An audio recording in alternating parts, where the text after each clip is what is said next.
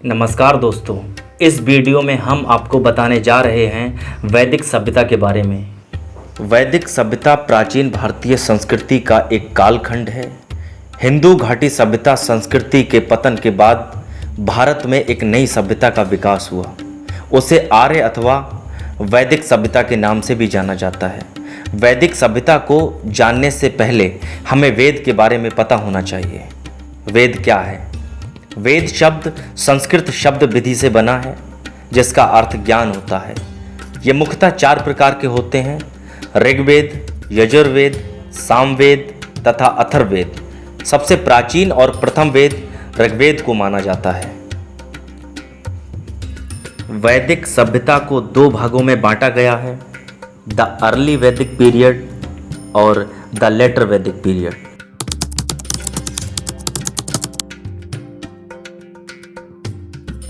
Early वैदिक period, जिसको हम ऋग्वेदिक एज भी कहते हैं।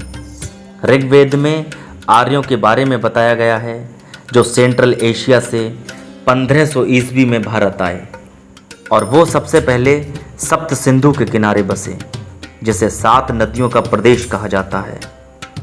आर्यंस इंडो यूरोपियन भाषा बोलते थे। इनका प्रारंभिक जीवन मुख्यतः पशुओं को चराने का कार्य तथा मुख्य धंधा कृषि था। जिसके पास अधिक पशु होते, जैसे घोड़ा, गाय इत्यादि, वो सबसे धनी व्यक्ति माना जाता था। उसी को गोमत भी कहते थे। ऋग्वेद में 1028 मंत्रों का वर्णन किया गया है, जो 3 देवताओं को समर्पित है: इंद्रदेव, वरुण देव, अग्निदेव, और साथ ही सरस्वती, गंगा और काबुल सहित 40 नदियों का जिक्र भी किया गया है, जिसमें सरस्वती नदी को नदियों की माता कहा गया है। ऋग्वेद को 10 पुस्तकों में विभाजित किया है, जिसमें दूसरी और 7वीं पुस्तक सबसे पुरानी मानी जाती है तथा पहली, 8वीं और 10वीं नई पुस्तक मानी जाती है। वैदिक काल में नियोग प्रथा प्रचलित थी। इसमें पति की अकाल मृत्यु की अवस्था में एक ऐसा उपाय जिसके अनुसार स्त्री अपने पति के छोटे भाई से विवाह रचा सके।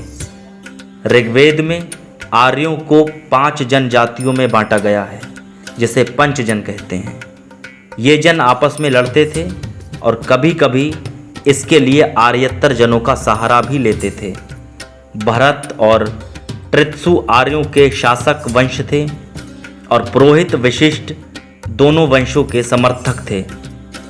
बाद में चलकर इस देश का नाम इसी भरत कुल के आधार पर भारतवर्ष पड़ा।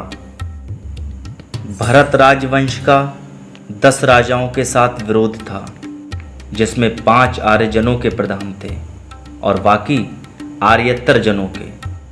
भरत और 10 राजाओं के बीच जो लड़ाई लड़ी गई, उसे 10 राजन युद्ध कहते हैं। ये युद्ध परशुड़ी नदी के तट पर हुआ, जिसकी पहचान आज की रवि नदी से की जाती है। इसमें सुदास की जीत हुई और भारत की प्रभुता स्थापित हुई।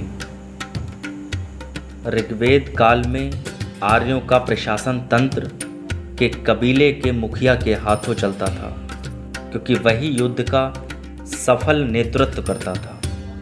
वो राजन कहलाता था। राजा के हाथ में असीमित अधिकार नहीं था, क्योंकि उसे कबायली संगठनों से सलाह लेनी पड़ती थी। राजा को अपने कबीले का रक्षक कहा जाता था, क्योंकि वो मवेशी की रक्षा करता था, युद्ध करता था और कबीले की ओर से देवताओं की प्रार्थना करता था। कुलों के आधार पर बहुत से संगठनों के उल्लेख मिलते थे, जैसे सभा, समिति, विदत और गण। ये संगठन विचार विमर्श करने के लिए होता था।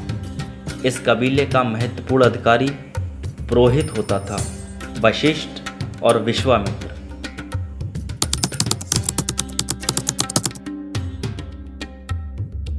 उत्तर वैदिक सभ्यता के बारे में जानकारी के मुख्य स्रोत वैदिक ग्रंथ हैं, जिन्हें ऋग्वेद के युग के बाद संकलित किया गया था। ये थे सामवेद, यजुर्वेद तथा अथर्ववेद। उत्तर वैदिक सभ्यता में समाज को 4 वर्ण में बांट दिया गया: ब्राह्मण, क्षत्रिय, वैश्य और शूद्र। ब्राह्मण शिक्षा देते थे, क्षत्रिय प्रजा की रक्षा करते थे, वैश्य खेती और व्यापार करते थे, शूद्र कारीगरी और मजदूरी करते थे।